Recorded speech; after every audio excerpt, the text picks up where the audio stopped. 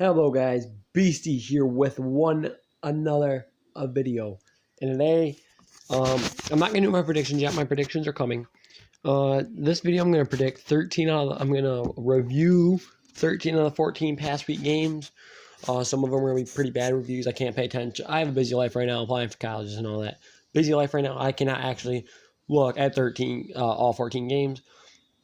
So I'm going to analyze 13 out of the 14. There's one I watched and I really want to talk about, and that's the Ravens-Patriots game. The rest of them, some of them are going to be okay things and okay reviews. Some of them are going to be honestly pretty bad, and those ones you're going to see me only talk about for like a minute or maybe 2 minutes. What I have down for every single team too, I wrote the computers with how much they threw and how much of them was completed, their yards, their touchdown, interceptions. I wrote their top running back, each team's top running back, carries, yards, touchdowns, each receiver's receptions, yards, touchdowns, and the time of possession for each team. I'm not going to say all those, but that's where some of my reviews are going for games I did not pay attention to. First one, 49ers Cardinals, Thursday Night Football. This is one of the ones I'm not going to lie, I did not pay that much attention to. Jimmy Garoppolo played well, though, 317 yards and 4 touchdowns, 0 interceptions. And they control time of possession by having the ball for about 10 more minutes, and that is huge. That's almost a quarter more. So they had the ball for about 2 and a quarter. They had the ball a lot more than the Cardinals, and that's big. But the Cardinals, I think, are better than what people think. They just kept up with maybe the best team in the NFL, 28-25, and Kyler Murray is good. 17 for 24 for 241 yards, 2 touchdowns, 0 picks. Kyler Murray is good by far. I'd say right now the top 3 quarterbacks out of this year's draft right now so far. 3 Daniel Jones, probably 2 Minshew, and 1 Murray. All of them are playing phenomenal right now. Texans, Jaguars, talking about that. Texans won 28-3. Carlos Hyde had a phenomenal game, 19 carries for 160 yards. That's averaging over 8 yards a carry, and guys, that is really good. If you guys don't understand how good that is, that's over 8 yards a carry with a lot of carries too. Carlos Hyde it's one thing to get 8 yards a carry and only rush it 4 or 5 times. It's a whole different story if you pretty much rush it 20 times and still get 8 yards a carry. That is something else. That's Madden numbers. He didn't get any touchdowns, but that's still insane. Minshew had an okay game, though. I do want to talk about this. He threw the ball 47 times, and I don't care. You have Kyler Murray running an air raid offense with Cliff Kingsbury, right? They throw the ball to only 24 times. Kyler Murray only throws the ball 24 times. Gardner Minshew basically doubled that in Jacksonville this week against the Texans. They were always playing from behind, so that's why they're throwing more. They only ran it 11 times with Leonard Fournette. I forgot to talk about the Cardinals game. Kenyon Drake had a really good game too, but you got to get the run game going there. The Jaguars didn't even get 4 yards a carry with Leonard Fournette, and that's got to change. And no offense, you're not going to win games throwing the ball 47 times. I don't care if it's a rookie quarterback or a veteran quarterback. You throw the ball 47 times, your chances on winning, I don't think, are very good. And also, so he had 20 incompletions. You win games in the NFL by winning the time of possession battle. The biggest different one by far was, I think, the Eagles versus Bears had the biggest difference in possession, and Eagles won that. So you got to be able to get the run going, or if you do pass pretty much all the time, you got to throw short passes and make sure they are caught, because you always want to keep the ball moving. So when you drop 20 passes, the clock stops, and you give the Texans more time of possession. You give the Texans the ball longer, and no offense, I don't know why you'd want to do that, because the Texans have so much playmakers, with Carlos Hyde getting 160 yards rushing. Got DeAndre Hopkins on that squad. You got Deshaun Watson, who can extend plays and make crazy plays. So you have all that, and you have that much talent in the Texans organization, and you're throwing the ball 47 times, giving them opportunities to have more time on offense. with more playmakers on offense. Redskins, Bills, 9-24. Dwayne Haskins played. Honestly, he did not have a bad game. This was his best game so far in his career. He didn't have a phenomenal one or nothing, but it was good. It was okay. This is what you take for a rookie quarterback. He he threw the ball 22 times and only got 144 yards. I mean, he only 15 of those passes were completed. I have to watch. I kind of want to watch the film on that. I didn't watch it yet. I want to see if those completions were good or bad completions. I didn't. That game didn't interest me. I have the Bills, which I think they're not an amazing team, but they're a good team. And you have the Redskins that are really bad. So that game didn't really interest me, and especially because they were starting Dwayne Haskins. Dwayne Haskins was not quite ready for the NFL yet. I'm not saying he shouldn't have been drafted at 15 overall. I'm saying he was not ready to start this year. This was a year he needed to sit on the bench. So when I heard he was starting and he was playing the Bills, I was like, this game doesn't interest me. But he 15 for 22, 144 yards, 0 touchdowns. You got to take that. And Adrian Peterson, the veteran running back, helped him out by rushing for 108 yards. Good game for the Bills, kind of. I expected better from Josh Allen, only throwing 160 yards and 1 touchdown. I'm expecting more from Josh Allen. I'm very high on Josh Allen still, and I think he could be the second best quarterback, best or second best quarterback. I'm going to say second best quarterback out of this draft class. Probably one going to Lamar Jackson right now because Lamar Jackson is just disgusting. He could probably be the second best quarterback out of this draft class. He just needs to keep developing and keep working though. He's not that yet, and he can get there. I was a little disappointed this week. Titans, Panthers. Panthers win 30-20. The only thing I should have to mention in this game is Christian McCaffrey, 24 carries, 146 yards, 2 touchdowns. He's amazing. Probably right now playing as the best running back in the league. There's no one else even close to him right now. Right now, I think top 5 running backs, if you have to tell me right now, I know Christian McCaffrey's up there, Dalvin Cook's up there, Ezekiel Elliott's up there, Saquon Barkley's still up there after being hurt. But I don't know, Saquon Barkley got stuffed last night. 14 carries for only 28 yards.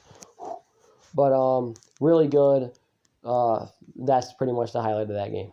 DJ Moore had a very good game too. Vikings, Chiefs. Kirk Cousins didn't have that bad of a game. 220 yards, 3 touchdowns. But once again, he only completed 50% of his throws. If you're only completing 50%, that gives the Chiefs offense a dynamic offense with Patrick Mahomes or not. Patrick Mahomes makes it more dynamic. Well, it's so dynamic without him. So when you stop the clock 19 times, you're giving those offensive playmakers on the other team so much more chances to make plays. I think Adam Thielen got hurt, and I don't know if Stephon Diggs got hurt or not. Stephon Diggs had 4 targets, only 1 reception, and Adam Thielen got 0 catches with only 1 target. So I think both of them got injured or were injured during that game. You didn't get heavy production out of them. But good game for the Chiefs, and Damian Williams had himself a day. Jets, Dolphins. Oh, man, don't even get me started. This game is absolutely disgusting. If you're a Jets fan and a Dolphins fan, you should be crying this morning. Both teams should be crying. As a Dolphins fan, you want your team to lose because you want to secure that number 1 draft pick. If you want Tua, you want that number 1 draft pick. And if you're the Jets, you just lost to the worst team in the NFL. If either one of those fan bases should be crying yesterday morning, if you're crying over 2 days over an NFL team, you need to get your life together. But you should be crying waking up Monday morning or Sunday afternoon after seeing your team win that game or lose that game. That's all I'm even going to say. Fitzpatrick had a good game too. Bears, Eagles. This was the biggest difference in time of possession, 40 minutes. The Eagles had the ball for 40 minutes. That's almost 3 full quarters. The Bears had the ball for 1 quarter and 5 minutes, and the rest of the time the Eagles had the ball. That tells me you have a successful run game going. And what doesn't help is Mitchell Trubisky can't throw the ball. 10 for 21 for 125 yards. Guys, going into the season, I was pretty high in Mitchell Trubisky. I was high in the Bears in general. I said the Bears were going to the Super Bowl. I was like, they went to the wild card round last year. Should have went farther. and they're really good. Their defense is phenomenal. I was saying all that in the beginning of the year, and you still have Mitchell Trubisky, who can't push this offense forward with one of the greatest offensive minds in the league in Matt Nagy on your sideline. That's all I'm going to say. Eagles had a good game. Eagles, keep fighting. You can win this division. The Cowboys have not been that impressive to me. Colts, Steelers. Jacoby Brissett goes down. That's when the Colts lose this game. Really all I'm going to say. I'm already at 10 minutes here, and there's a couple more games I got to go. So, he got hurt. Hoyer didn't do awful. Yes, they definitely win that game with Brissett. Lions, Raiders, 24-31 Raiders. Josh Jacobs is the best rookie running backs this year, so by far, 28 attempts for 120 yards and 2 touchdowns. The Lions couldn't really get a run game going. They didn't really try to. But both receivers, I have both of them written down, Galladay and Marvin Jones, having phenomenal games. Galladay, 4 receptions, 132 yards and 1 touchdown. Marvin Jones, 8 receptions, 126 yards and 1 touchdown. And Matthew Stafford, threw for 406 yards in the air. So good job. But when you have a running back and Josh Jacobs ran the ball 3 less times than Derek Carr threw it. Derek Carr threw it for 31 times, and Josh Jacobs ran 28 times. They're using Josh Jacobs as a workhorse, and it's working out. He had a phenomenal game right there. 28 times 5, 40. That's 140 yards. The 140 yards would be 5 yards a carry. So he didn't quite get 5. He got like 4-something yards a carry though, and that's a good game. He got 2 touchdowns too. Buccaneers, Seahawks. Great game. I want to talk about Jameis Winston for a minute. Everyone's been so harsh on Jameis Winston through his career, and people should be. He's thrown quite a few picks this season. But he had a very good game against the Seahawks, and I don't think Jameis Winston's awful. Right now, I think the Buccaneers should sign him. He's on his 5th year right now. I think people should sign him. I think he's actually better than Mariota right now. Marcus Mariota, however you say it. I say Winston's better. Winston throws for more yards. They throw it more. Yes, they threw it 44 times. But he did a phenomenal job. Played one of the best teams in the NFL, in my opinion. Since week 3, they have the highest scoring offense. So be fair, Winston has more to work with, I think, with Chris Godwin, Mike Evans, and O.J. Howard. I think it's better than Mariota's options. But he had a phenomenal game, though. 29 for 44, 335 yards, and 2 touchdowns, 0 interceptions. And Russell Wilson should be in high consideration for the MVP, getting 29 for 43, 378 yards, 5 touchdowns, and 0 interceptions. And Tyler Lockett getting 152 of those yards with 2 touchdowns. And Chris Carson got 105 yards. Phenomenal offensive game. Went into overtime, 40-34 Seahawks. Phenomenal game. I'm going to watch that one too. Buccaneers, though. Watch out. As the Buccaneers should use their first-round pick this year to get a very good defensive player. I don't think their offense needs too much as long as they keep the majority of their guys. Definitely don't waste your pick on a quarterback. Last year I was thinking, should Buccaneers consider a quarterback here? Good thing they didn't, and I don't think they need to this year. Browns, Broncos. Browns disappointed me. I had them winning this game, and they did not. 24-19 Broncos over the Browns. They even lost to the backup Broncos quarterback, and Josh Flacco wasn't even one of the top quarterbacks in the league. And the backup came in and beat the Browns, getting 193 yards and 2 touchdowns. Baker Mayfield didn't have an awful day either, though, throwing for 273 yards and 1 touchdown. Broncos stuffed Nick Chubb for the most part, only getting just over 3 yards a carry. Noah Fant had a game, 3 receptions, 115 yards and 1 touchdown. Browns even won in time of possession, and they still lost this game. I'm just disappointed in the Browns in general. They had the ball for over 10 minutes more than the Broncos and lost this game. I don't know how they did that. Browns should win that game 100 times. Like I said, especially if you're a team and you have the ball 35 minutes and you lose a game, that is awful. You have the ball 35 minutes, you should win every single game. Because if you have the ball 35 minutes, it means the other team only has the ball 25 minutes. You have the ball for almost a full quarter more than them. you need to win those games. Packers, Chargers won once again because of the time of possession. They ran with Josh Gordon, and Melvin Gordon.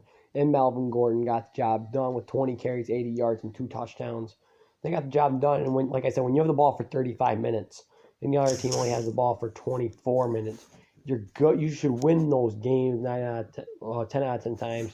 You should win. I'm not saying it happens because, like I said, the Browns lost with destroying in time of possession.